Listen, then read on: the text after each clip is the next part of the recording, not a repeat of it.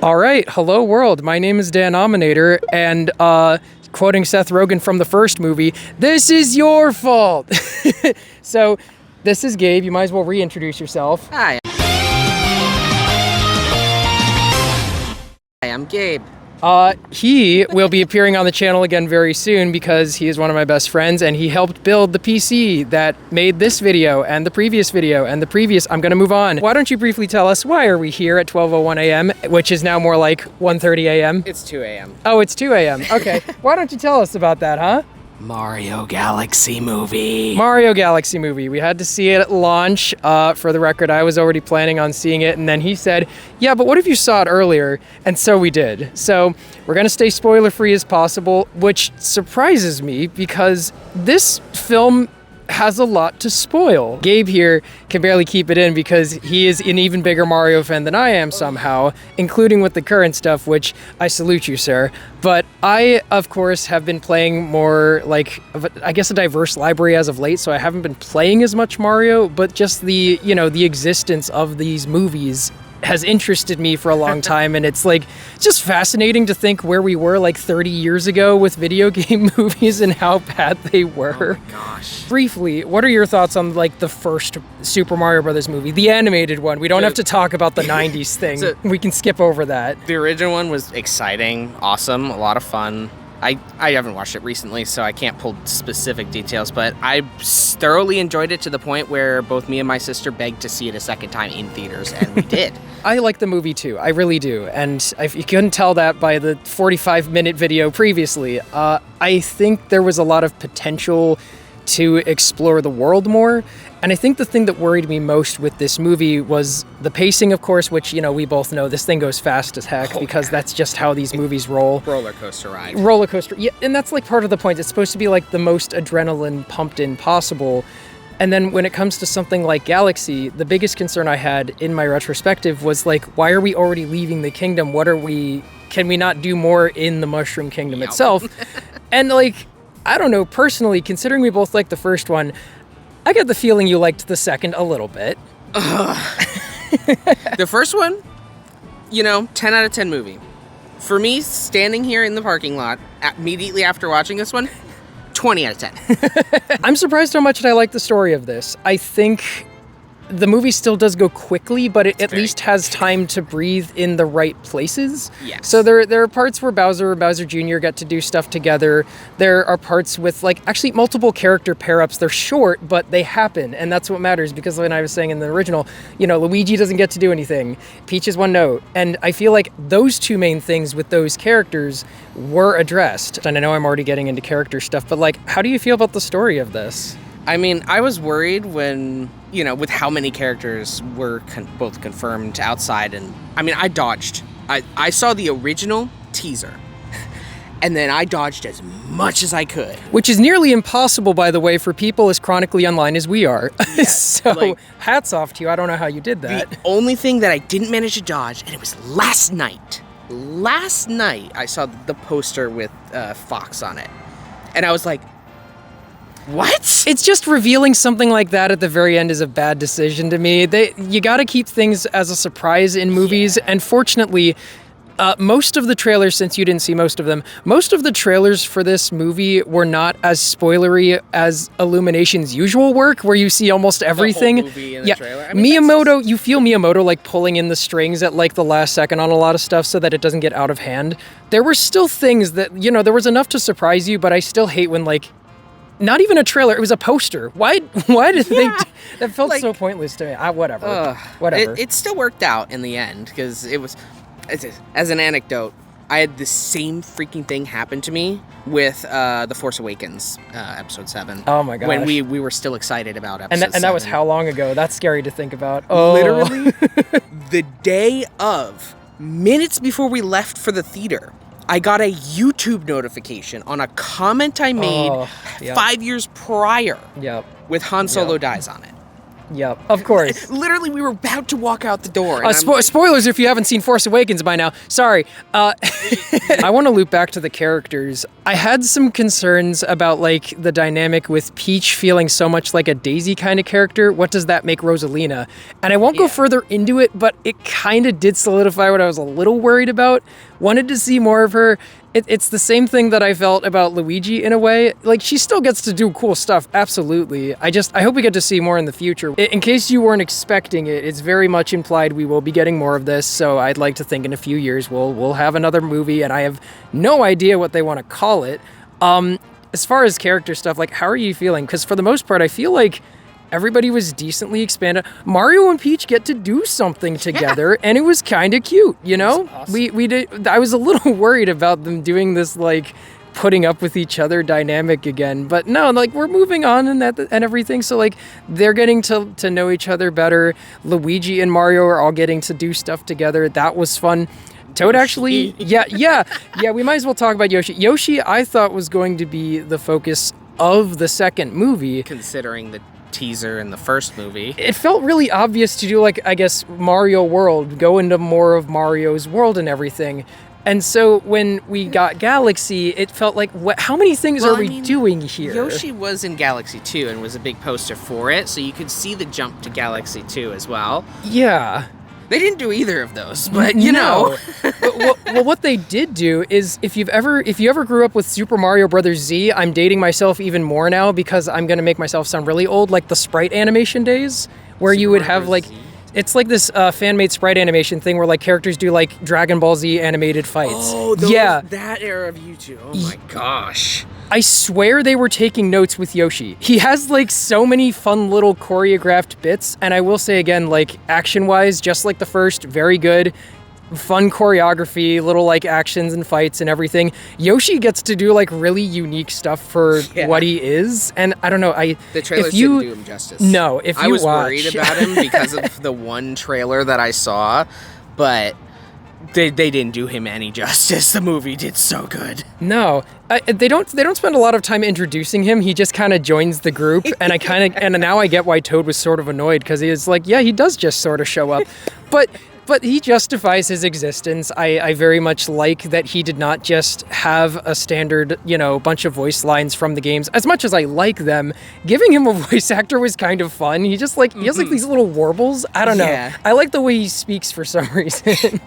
It fits the Mario movie in the way that, like the voices for Mario and Luigi aren't quite the Mario and Luigi we know, but they're movie voices. They're not game voices, so. I'm going to counter that and say that Yoshi sounds better than Mario. I like his voice more than I like Chris Pratt as Mario. I mean, that's fair. I mean, I don't have as big a problem with it as some other people. So, I mean, I still remember Martinet's interview or whatever, where it was like, the game, I can't remember the exact wording, but he was saying something like the high-pitched, excitable Mario doesn't work well for the whole entire movie because they need depth, and Mario has just woohoo, basically 24/7. Yeah. Excluding the Mario RPGs, but those are kind of they're their own thing. They're their own branch of everything. That's kind of like where I feel the movies sit, as well as they're their own branch, kind of like the RPGs are their own branch almost. Right, yeah, exactly. I do like that Toad does get to do a little more. He spends a lot of time with Peach, which feels like surprisingly fitting, and he gets to pull his weight a little bit. I think they have fun with him. I wanted them to call him Captain. They play his fanfare once. They're just like keeping that away from people without. They're like, you want Captain Toad? He's not yet Captain Toad. It's another Miyamoto string being pulled. Like, he's a Toad. We won't call him Captain yet. You'll hear his theme music. It's like if they, Spider-Man swings through the city and they just call him Man. Look, there goes Man. Most interesting to me was, I mean, he was shown in the trailer, so I can say it. Ward was kind of cool. They make him like a little crime boss kind of, just in the casino and everything. I didn't even know he was in the movie. He showed up and I'm like, I know that guy. I know what he's from. I've seen him recently. Mario Bros. 2. Yep. And I was just, the scene that he's in is awesome. Junior's great. Junior's awesome. I like his yeah. dynamic with Bowser. They did like a reverse on what I expected them to do with him. Yeah. You know, like Bowser him, was unexpected, but yeah, was awesome. Bowser gets like Bowser doesn't sing much in this one, so Yeah, sorry if you were hoping for more Jack Black self-inserts, but I do like that they give him more like emotion behind his character. It's not just like an ironic thing where he's like chill with Luigi and hates Mario. Like he has to think about some things occasionally, which is cool. I like that. But he had a lot of depth that I wasn't expecting out of him. And then Junior, he has less, but he's still pretty neat. I'm glad that he gets to have so many fun little powers. This was one thing I kind of missed about Kamek was his main thing was like levitating stuff, and that was most of what he did. Bowser Jr. gets so much to do in this, and he has like really fun powers with the paintbrush we haven't seen since Sunshine. It's kind of like a mix of that and Wonder, I guess. And I like what they did with it. We'll be right back as soon as Gabe finds his hat. Just to prove how much of a What are you doing? How about those locations? Oh my gosh. I think I can say this without really making any kind of spoiler. I did not expect to see Coruscant, but it was awesome. Yeah, that was actually like a very brief shot in the teaser, just like seeing a big like city kind of area. They take advantage of the idea of being around in space with multiple galaxies. It's beyond the games, which is what we, kind of hope to see from these movies, is expanding on ideas, which I like. Changing things, making things a little different. Making it feel like you could live in these places, and you do see that, like how the coin economy runs like in a casino. That's like little things like that. The little details are off the charts as always. That's something that I loved about the first, very much so in the second, probably doubly so. It's one of the things that makes the pacing as fast as it is, but again, it always feels intentional to me. And I mean, Mario 2, now that I think about it, makes a lot of sense for Wart because it's a casino, and like with the little roulette and everything. With what was it, like 3D World, they even did a roulette with that, and that had the same music with the player select. Sorry, random reference I just put together now. Like things like that, like again, they're intentional. They're not just thrown around for no reason. The entire movie is filled with so many references, everything visually, audially, like sound effects. Warp stars, you hear the Wii remote shake sound, and in the warp stars, it's like And then, warp stars, coins, fire flowers. I feel like the sound effects for items and like powers were like maybe more subtly, organically worked in the first one, and like here you just kind of hear them. Like it's just ripped from games, but it still works in a way like we're used to it by now. So you just kind of they don't really spend too much time trying to establish it, which is fair. But yeah, locations are great, items are great. You said you counted basically every galaxy in the thing. So they put the nerd eye candy everywhere. Like I'm picking out, that's from Mario Galaxy 2, that's from Good Egg Galaxy, that's from this galaxy, that's from that galaxy, and I told him the second the movie was over, I'm like, I need a frame by frame of this entire movie. I'm going to pick out everything. I expect when the Blu-ray comes out, we'll have another like big screenshot folder on someone's Google Drive just going over everything. It's gonna be me. I'm gonna dig up my ancient channel where there's just one video of me playing GTA on it. There we go. And that's just gonna be, Gabe pulls up the Mario 2 movie and is like, okay, that's where that's from. That's where that's from. That's where that's from. Since we're talking about references, I feel the need to bring up Brian Tyler again because his soundtrack work was already amazing in so many films that I didn't even know he was in. But the Mario movie is what put him on my radar because he has a way of composing where when it's moving from reference to reference, it's topical, right? So like when we were going through the Mushroom Kingdom, they had like a bunch of kingdom themes. And then when Mario and Toad are heading to the castle, there's castle music, but it never feels like it's just abruptly changing. Yeah, it just flows so perfectly. And I'm sitting there, I'm trying to enjoy the movie, but at the same time, the nerd in me, I love musical references, motifs, references, everything. So I'm like, okay, that's castle, that's airship. There's so much Galaxy soundtrack in here, of course. Like, that's natural to expect a lot of it there. But of course, it's also switching from 2D games to 3D games. It's pretty much everything. Okay, speaking of which, major complaint of the first movie, almost everybody's mentioned it by now, you're tired of hearing it, way too much licensed music in the first movie. It was unbearable at points. No Sleep Till Brooklyn was fine, everything else should have been cut. The second movie does away with almost all of that. If you were hoping to get a representation of Galaxy audio-wise, you 100% have it. It's perfect. Well, it really is. There's one technically licensed song that we can't talk about, but it was really funny. It was short and it was good.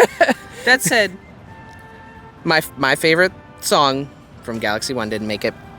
Rest in peace, Bowie Bass. I'm sorry. It's fine. It's a hard song to fit into a thing like that. I'm amazed at how many they worked in. We do hear like the general Galaxy theme a lot, and I feel like they capped it off with like a good finale before it got to be too repetitive.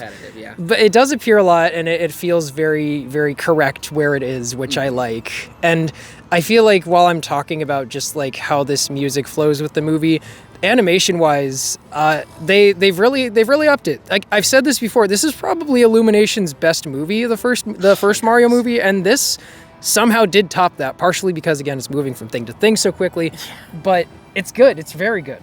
It is so gorgeous. Everything is like so well done. There's barely an inch where there's not something that looks so well crafted or well shaded or what's like that one quote from that one guy where he's like, it's so dense, every single image has so many things going on. I feel like despite this movie moving so quickly, just like the first, it still felt like it had room to breathe at places, like in the right places. It wasn't long, it wasn't too much or anything. No, they're just checking. Yeah, how did you know? Oh, good. We have our review passes on. Yeah. Would you be upset if the audio of you saying, "Hey, are you guys reviewing the movie?" was in the video? It's okay. No, you can be the anonymous guy. Don't worry. It was in there. Yeah, you're good. It's Dan Ominator, like the math term, but with an A. Yeah. Yep. All right, man. Sounds good. Have a good one. Thank you. Dude, the hat saved our butts right there. Yeah. That's the most like chill interaction I've ever had with like the security guy. Yeah, security guy just hanging out. I saw him rolling back up and I was like, uh-oh. And then he turned left and I was like, uh-oh. Again, we have a movie that is decently paced and it doesn't feel like it's rushing as much as before. There are like little character moments that are actually really fun, and they don't feel like they're just done for video game movie sake. Like they're trying to actually fit into a film in a way that makes sense. And you know, it's not just doing the Pixar thing or trying to force you to feel things, but it's fun. It gives you an idea of how these characters bounce off each other. How do they feel about each other? Stuff like that matters when you're making a movie. And so I'm happy to say that while I was concerned about a few things, I do want to see more of the universe again. I feel like they are setting up good things. Oh, okay. I don't think this is really considered a spoiler. For those of you who are worried, I don't think we're setting up a Smash Brothers movie, which I am so relieved about. There's definitely... They definitely referenced Smash Bros. I think with that gun. At least the shape of it. It looked like the gun. Oh, okay, yeah. Because I saw him pull that off the wall, and I was like, uh-oh. Dan's going to be like, it's going to be a Smash Brothers movie, but then it was just a one-off thing, and I was like, okay, visual reference. There's a moment where I think two characters, like, stare at each other, and I think they're just trying to joke at that about, oh, no, there's going to be a rivalry, and then there's not, but it was played for funnies. But most of the stuff is played for funnies. There is occasionally... like a few references to other Nintendo things that went on for longer than I expected. Oh, yeah. But, like, it kind of worked out, and again, the story that they told with it was pretty fun, like the reasoning that the reference is there, if you get what I'm saying. Like, I kind of like how they worked that in, and I'm sure Miyamoto was happy about it. Oh, so I'm sure Miyamoto had a great time making this movie. I think he actually, like, loosened up a little bit. Like, he allowed it to not just be a Mario thing, and that's what I was worried about, but it was fun. Like, when there was other stuff on the screen, There's a lot of whimsy in the movie. It's great. Rob was revealed before the trailer, and I won't mention more about him except for this. The one bit they do with him is pretty good. That was probably the funniest thing. Yeah. If my favorite visual gag in the first movie was King Babam, like, sitting down on that chair and just, like, the Koopa getting kicked around on the seat. Yes. This thing with Rob was probably my favorite in the Galaxy movie. It was really funny. It was short, but it worked. I will say, with the pacing, there were a couple things that, like, they explained in the movie. Like, something showed up, they explained it really quick in the movie, but it was like, they did it at least in my opinion, most of them were done just enough, where it was like just long enough to get you to feel okay. So that's what happened. Okay, and now we're continuing on, and the movie's continuing to go. So it depends upon the type of viewer, whether, you know, you think that was too short or not. I think they settled on it just enough. It didn't overstay its welcome. Like, it's very early in the movie. I think I can talk about Yoshi. Yeah. There was a little bit shown of Yoshi in his introduction. I think there was a clip of a flashback of what's going on. I forgot about Yoshi's introduction. Yeah, they do a thing that I've seen in a good few movies where the character speaking to him can't actually understand what he's saying. It's fully for just the audience's benefit. It's very funny, though. Like, I was wondering if we were going to get to see any more of Brooklyn, and we do. It's very brief, but what they do with it is actually hilarious. That was probably my second favorite thing in the film. There's going to be clips on it all over YouTube. Oh, absolutely. I'm sure if you don't care about spoilers, just search Yoshi flashback Mario movie, and you're gonna see it. Yoshi's like a little gremlin in this. He's actually kind of a troublemaker, which is really fun. I don't know. I just like that. He's a troublemaker, but he's not a minion. No, thank goodness he's not. It is. I was a little worried when they were like, "Oh, we can't understand him," but like, I mean, like, hats off to you, Nintendo. He took both his hats off. That's how you know it's serious. I'm happy to say that, well, as you know, I'm spending a little more time on, like, other stuff right now, so I haven't been buying as much Nintendo lately. This was a thing that I was very much interested in, and again, there was already potential from the first film, I wanted to see more of it. I was worried about this one skimming by things really quickly, and there were some disappointments, mainly with characters that are exclusive to this one, but I still think they get to do enough where having them in, like, it does feel earned, and I want to see more in the future. And the amount of things that we have avoided lore dropping in this movie is insane, because there are some implications. So it's a Miyamoto thing, remember this. He remembers everything, so, like, I'm curious where they're going to go from here, because there's some things that could, like, actually change how we look at the games in the future. There was a moment in the movie that I can't say because of spoilers. I'm sure he heard me. When it came on screen, I immediately clocked it. I knew what was coming, and the second it was confirmed, I'm like, yes! Yeah. Lot of game-accurate things in here, and then a lot of stuff that's very unique to this film's universe, which, there's a lot of that's already, I guess, from the first movie, you could say that was already unique to the Mario movie itself, so, DK and the Kongs having, like, their own little society and building carts, and that was cool. Mario and Luigi being plumbers in Brooklyn again from the Super Show. Here, it feels like we're committing to way more than before, which is interesting. Again, one more note about Peach. They finally did something very interesting with her, and it wasn't just Mario related, and it was really fun. It has implications. So good. But I like where they're going with her, and if they're actually committing to this as a thing for the future movies or even something within the games, it'll be very interesting. But yeah, I want to see more. I'm amazed. I can say that after 2 Mario movies, I want to see more of this. So overall, you like it. You like it is the understatement of the millennium. And I liked it a lot more than I thought I would. You guys know I've been a little more critical of the Big N as of late, but no, this was good. This was very good. And I guess the thing that I was really wondering about both of our thoughts on is where do you want them to go from here now? Oh my gosh. See, because if we're not setting up a Smash movie, they got to be setting up other things, and we have an idea of what they're doing. I would love to see a revival of Star Fox. Star Fox was cool. I played it on the 3DS. It was not 64 this time. We're ready for a new game. Yeah, a new game. A new game. It's every Star Fox after 64 was the same thing. We got to move on. But yeah, like Star Fox would be interesting to think, because I mean the way they introduced him was. He was less obtrusive than I thought he'd be. And there were more animation styles than I thought. Just talking about Star Fox made me realize that Illumination actually did more experimenting with just visual style in this. Oh, yeah. Which includes something that Bowser gets to do a lot, which I won't mention here, but I think you'll like it. It's very fun. Yeah. It almost felt live action-y just because of the way that they animated it. It was very well done. It was very interesting. Yeah, it involves Bowser and Bowser Jr. and just like the style that they used for that, which also appears in the credits. Yeah. Oh, yeah. Lots of little things thought out that I like about that. In general, I love the way that Nintendo has been approaching Bowser and Bowser Jr. as father-son, kind of like. There's such... Even like in the Switch... parental controls ads, like those were fun to watch. Like I watched a parental control ad. Yeah, like those were trending for a reason. I feel like we didn't see much of that after Sunshine because Nintendo was so afraid to do like voices for anybody again. Yeah. So doing character interactions they were terrified of. But now we're in a movie universe, so they can do it. Terrified of it. I mean, it was pretty bad. It was so bad. But now we are in a movie universe where you can just kind of do whatever you want, and everyone has to speak all the time. And so, yeah, we got like the visual storytelling whenever Bowser and Bowser Jr. get to do a thing together in-game or I guess in media now. But in the movies, I like their dynamic too. So it's actually a little more different than what I was expecting they would do with them. I know we said that already.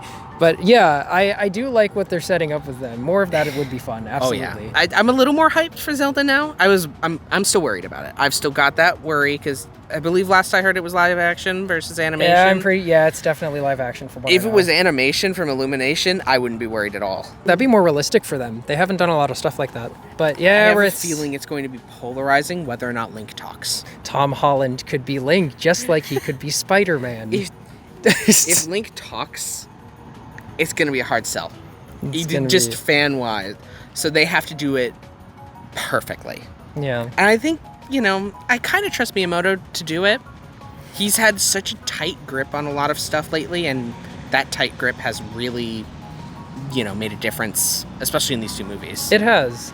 And I feel like almost maybe with this movie specifically, seeing how they choose to use their other Nintendo franchises, it gives me more of an idea of, when he loosens up, there's still control to it. Yeah. And a lot of times stuff is played for a laugh or a reference or something.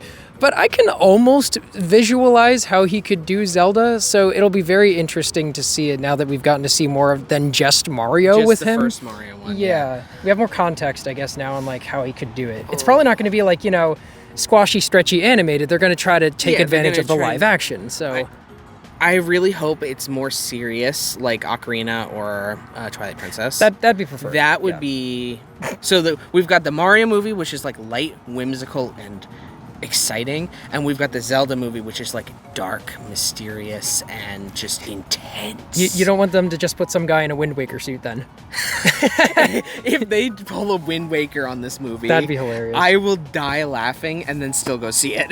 Just some kid, and they give him like giant eyes to wear as like sunglasses, and he just goes, "Hiya!"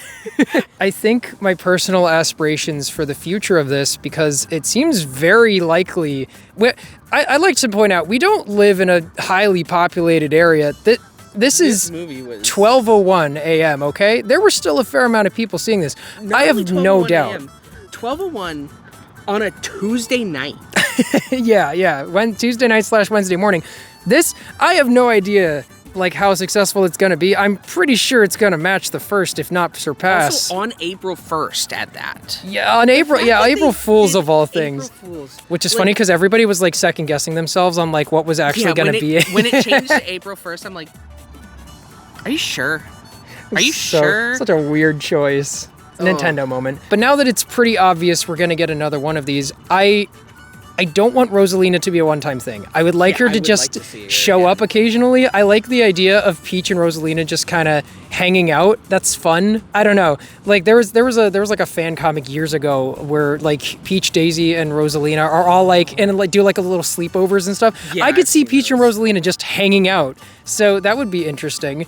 And just give us more of the world of the Mushroom Kingdom now that we've had time to get around to the galaxy stuff. And stuff. Yeah.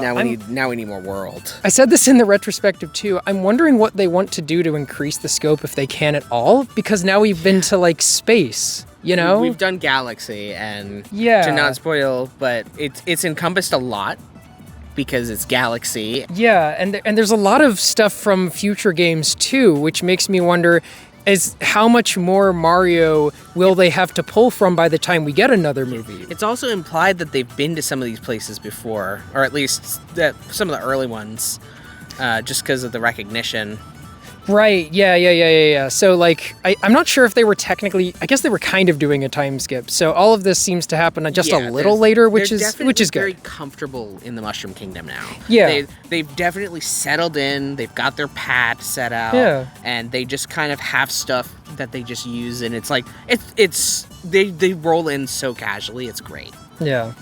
I want to see what they can do now that certain characters are stronger together, because there's a couple things that surprised me given how pulled back everything was in the first, and we don't have that now. So just, the gloves are off, right? Nintendo has actually been opening up with the games a little bit as well. They're letting themselves be a little more weird and creative again. So from now on, I think we're in a new creative era in this regard. And I mean, as much as I'm not playing the games as much, if they keep doing this with the movies, I'm in. I'm very much looking forward to it. Yeah. Cool. So yeah, we liked this a little bit. Now I got to go cut this down and upload it at 3 a.m. They also had an interesting inclusion at the very last line of the credits, that the movie may not be used to train AI. That is a big win. Actually, how well that's going to be followed is another question, but least legally, at least in this film, they're committing to it, and I'm not sure how long they've been doing that. But yeah, I noticed that line as the credits were rolling up, and I'm like, huh. At least one company cares. yeah. I don't know if it's a publicity thing, but just the fact that they're mentioning it is encouraging. Could also be Nintendo wanting to do that. Gosh, they hate AI almost as much as we do. Thank you, Gabe, for being here. Hope you enjoyed talking about it as much as I did. This was a lot of fun. What if we do the Mario 64 DS thing when you close it and he goes, bye-bye? Okay, so that's what we're going to do at the end. Okay. So until my next video, of course, this is Dan Ominator signing off. See you later, Ominators, and bye-bye. Aha. Give me that. I'm going to bed.